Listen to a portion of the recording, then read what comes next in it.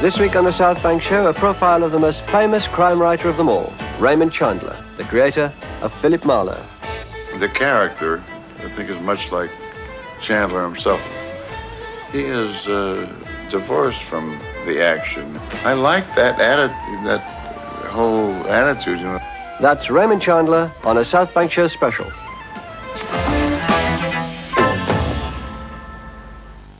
Yes, and you can see that South Bank Show special 5 minutes later than billed at 10:35 tonight. It's preceded by Spitting Image at 10:05, and with another exploration of the religious and moral landscape in Inner Space at midnight, and Mary at midnight 30. These are programmes still to come tonight on Tyne Tees. But next we go to the studios of ITN in London for the news after the break. A champagne glass that bears a lipstick traces, an airline ticket to romantic places, the sigh of midnight trains in empty stations, silk stockings thrown aside, dance invitations. Oh, how the ghost of you clings. These foolish things remind me of you. I could do without Monday morning, getting out of bed and yawning. I could do with a day. I could do without the 9 to 5. Got to work hard to survive. I could do with a day. I could do without the British weather and both of my feet are killing me. I could do with a day. I could do with a day. I could do with a day. The Great Dickens Price Fall ends this Saturday. Give him a handy cordless screwdriver for Christmas, only £13.99. Half-price fluted curtain poles from only £6.49. Stainless steel inset sink tops, £19.50. Top quality Hugo Bistro carpet tiles, £3.15 each. Queen Anne-style occasional table from £39.95. And with such a wide selection of occasional tables, Dickens make it easy. lights, lights, and even more lights. Outside lighting to inside lighting. From wall lights to small lights. Ceiling lights and revealing lights. Alluring lights or reassuring lights. The brightest lights and the largest choice at the Newcastle Lighting Centre, Waterloo Street. If you want a jam with all the flavor, Hartley's, keep a lid on it. If you want a jam with all the fruit, Hartley's, keep a lid on it. Hartley's keep a lid on all through the cooking to seal in the flavour of pure whole fruit. So if you want a jam with nothing but jam in it, Hartley's, keep a lid on it.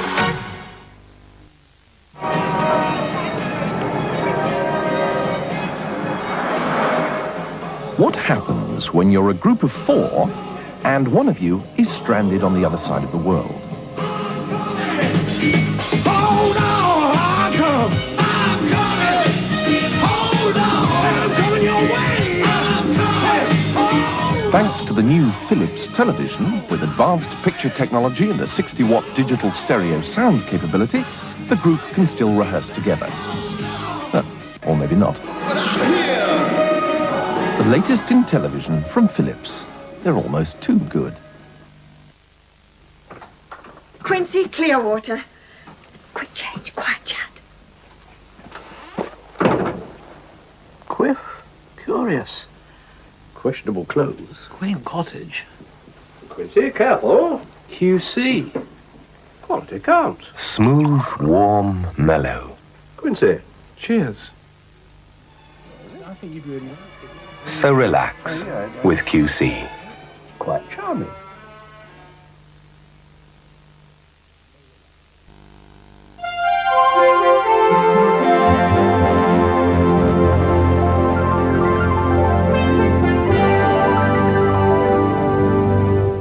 For the north of England, this is Tyne Tees Television. Now the news.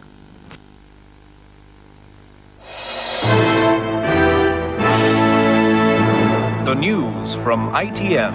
Police find Anna's body in the River Severn. Formal identification within the hour.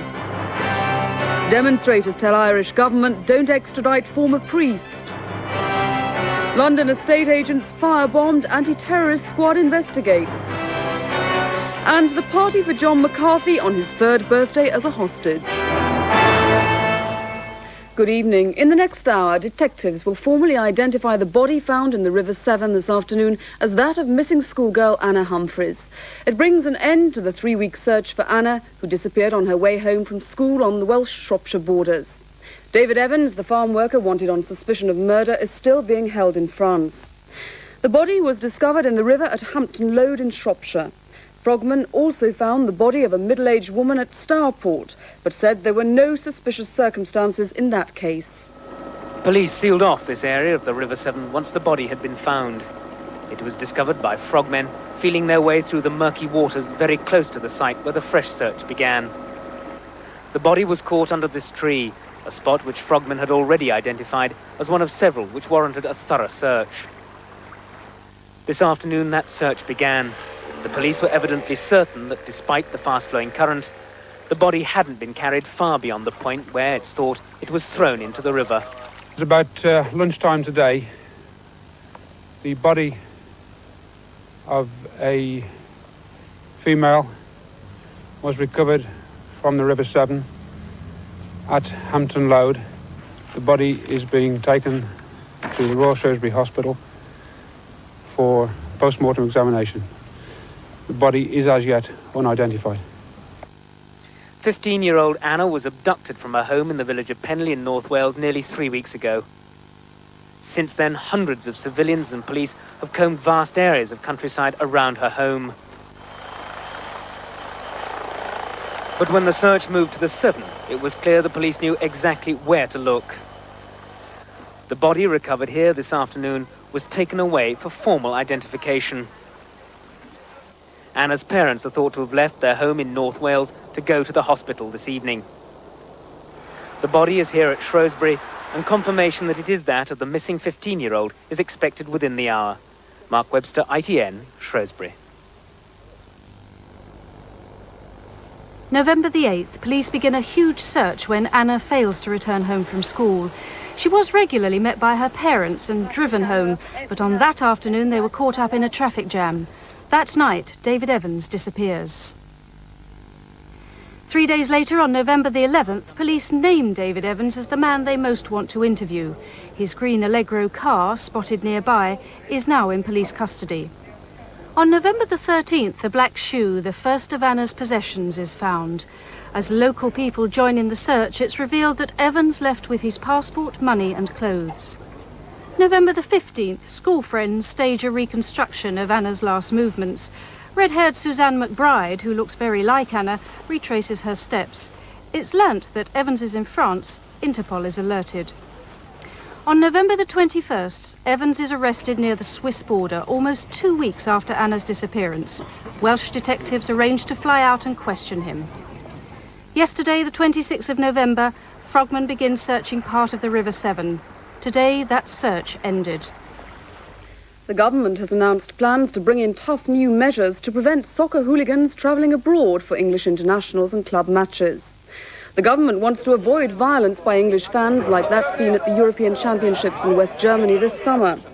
One measure under consideration would require convicted hooligans to report daily to police stations while English teams are abroad. I've always said that it is as important to look at the national membership scheme for what happens inside the grounds in this country as it is to stop convicted football hooligans from travelling abroad as part of a package of measures.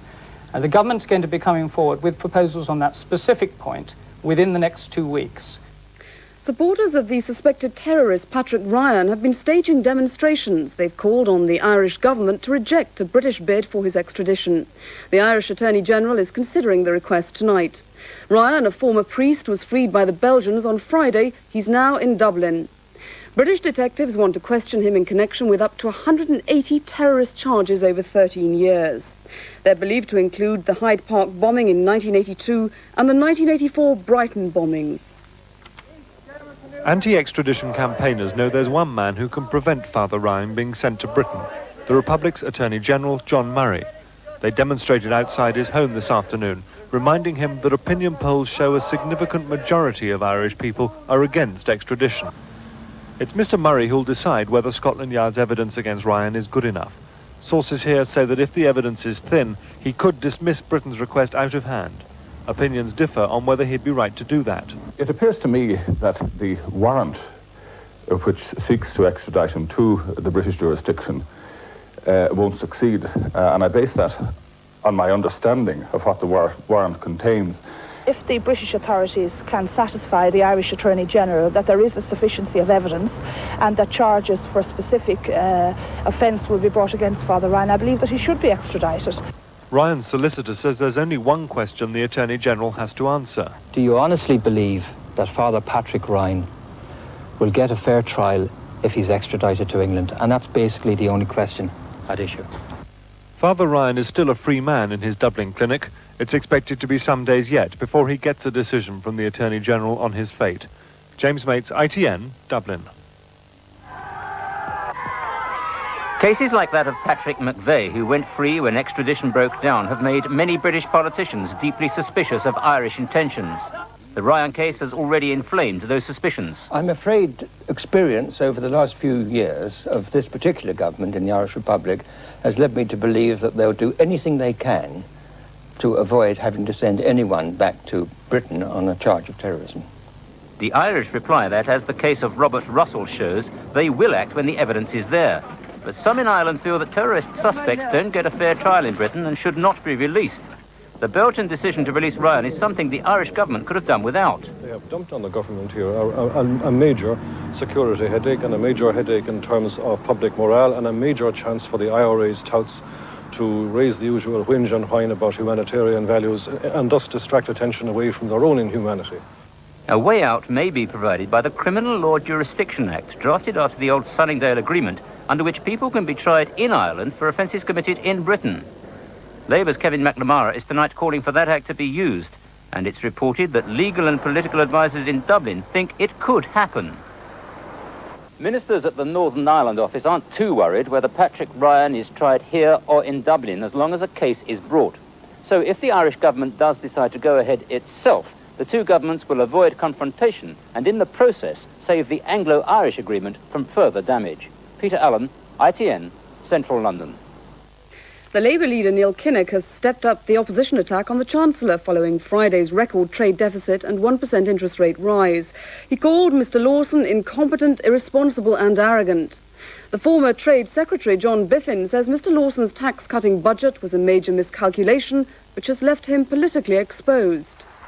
What's enraged the opposition is that despite rising inflation and the ever-worsening trade figures, Mr Lawson refuses even to consider a change of economic strategy. He made that clear again yesterday. Nothing has led you to believe that you've got anything We've wrong. got problems and we're addressing those problems. And we will be successful. But in Neil Kinnock's view, Mr Lawson is now adding pig-headedness over using only interest rates to his earlier sins of destroying manufacturing industry and letting consumer spending rip.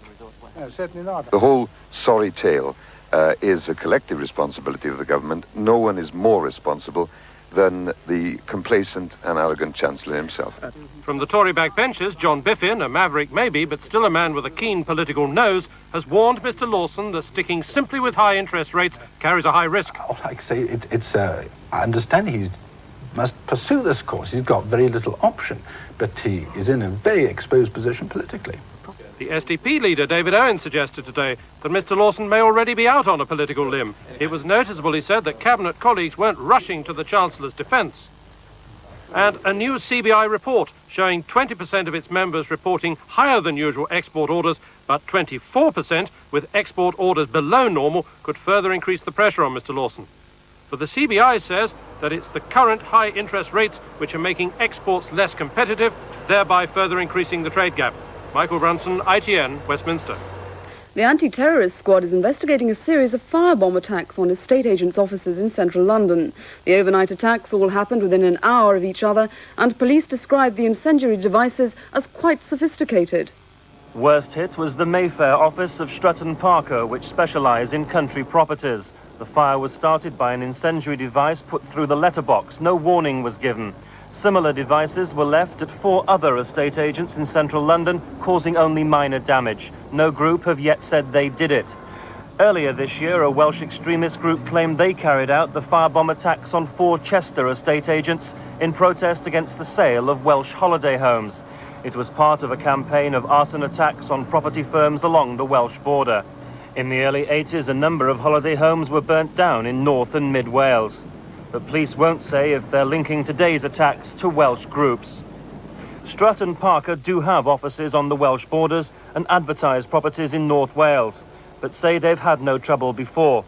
The fire service have so far found no evidence of Welsh extremist involvement. Absolutely no evidence to support that at all. And it really is a matter for the police to look into that aspect of the fires and possibly come up with a conclusion on that. Meanwhile, explosives experts from Scotland Yard's anti-terrorist squad are dismantling the devices to see if they're similar to ones used in the attacks along the Welsh borders. Malcolm Munro, ITN, Central London. Arab states have condemned the American decision to ban the PLO chairman Yasser Arafat from entering the country. He was denied a visa on the grounds that he condoned and supported terrorism. Mr. Arafat, who was meeting Jordan's King Hussein today, had planned to speak in a Middle East debate at the United Nations in New York. Jordan and Egypt are calling for the debate to be held in Geneva. John McCarthy, one of the 3 British hostages held in Lebanon, is 32 today. Tonight, friends and colleagues are hosting a special birthday party in his honour. He was kidnapped in April 1986 and has been held for 955 days. It's his 3rd birthday in captivity. The 2 other British hostages are Terry Waite, held for 670 days, and Belfast teacher Brian Keenan, who was kidnapped 961 days ago. Tonight, thousands of John McCarthy supporters from all over the country have gathered at the Hippodrome in London's Leicester Square for his birthday party. It's a benefit to celebrate his 32nd birthday, his 3rd in captivity. The event has been organised by John's girlfriend, Jill Morell, who hopes that although John can't be with them, he'll hear about it. It is a bit strange to hold something like this without John being here, but it's his 3rd birthday in captivity, and the strangeness is something we've got used to over the past 2.5 years. But it's something that John would like to be at, it's something that he would enjoy, and I think he'd want his friends to be marking his birthday in a positive kind of way, and I just hope he feels the kind of spirit of the evening in some way. John McCarthy was last seen 2.5 years ago at his farewell party in Beirut. John's parents have taken part in a video that they hope will be shown on Beirut television. On your birthday, this is a very special feeling we have, and we hope that you do pick up the prayers from all your friends and the family that are going out to you. The party will go on into the early hours, raising money for the Friends of John McCarthy campaign, who say they'll continue until they hear some news.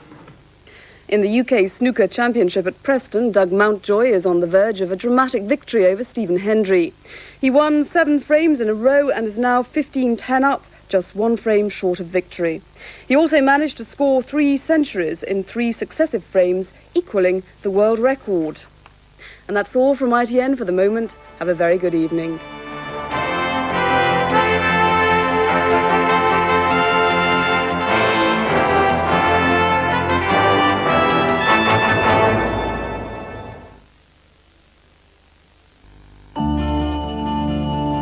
Britain leads the world on the environment, claims Mrs. Thatcher. But do we? We can't swim in our river. We've got conditions which you'd think you might avoid in the meanest third world country. They wiped the river out. Just wiped it out. Mrs. Thatcher might like to come down here and perhaps bathe on Southend Beach. As water privatisation looms, we travel the length of Britain's most valuable waterway and ask, how green is this valley? That's World in Action, Monday night, 8:30. Now the weather forecast for the Tyne region. Rain will spread over the region tonight, with hill fog developing later on. Tomorrow morning will be cloudy with further rain at times, but it will turn brighter and drier in the afternoon. Milder than of late, with the temperature reaching 11 degrees Celsius, 52 Fahrenheit, with a moderate to fresh south to southwesterly wind. And that's the weather forecast. Next on Tyne tonight, the Beiderbecke Connection, after the break. the window, by the window, that is where I come tiptoe through the tulips with me. Nice one, Sir Cyril, but access is more flexible.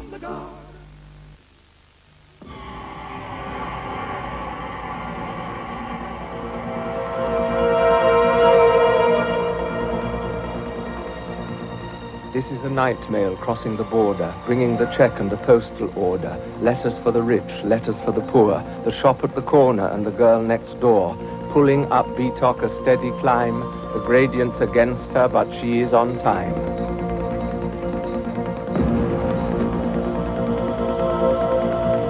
Passing the shunter, intent on its toil, moving the coke and the coal and the oil, girders for bridges, plastic for fridges, bricks for the site are required by tonight. Grimy and grey's the engine's reflection, down to the docks for the metal collection.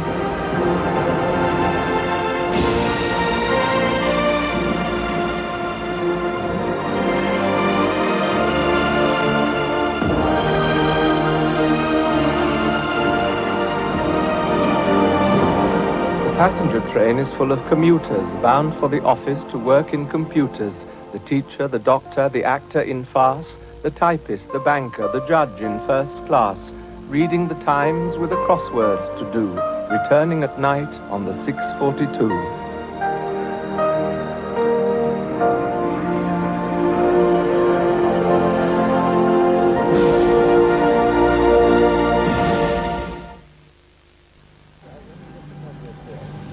My granddad says he doesn't earn much. He's a non-taxpayer, but he pays for our rugby outings. He's got a national savings investment account, see, like mine.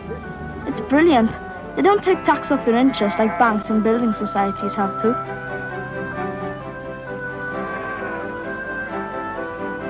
They say the extra interest gives your savings a new lease of life. Bit of an understatement in Grandad's case, if you ask me.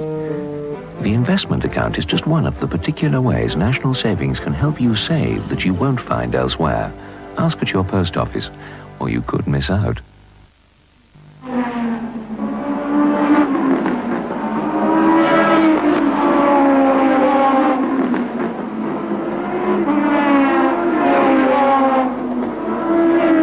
And Andy Rouse, having driven a brilliantly controlled race, crosses the line in the Caliber Racing Sierra to win the 8th round of the British Touring Car Championship here at Brands Hatch.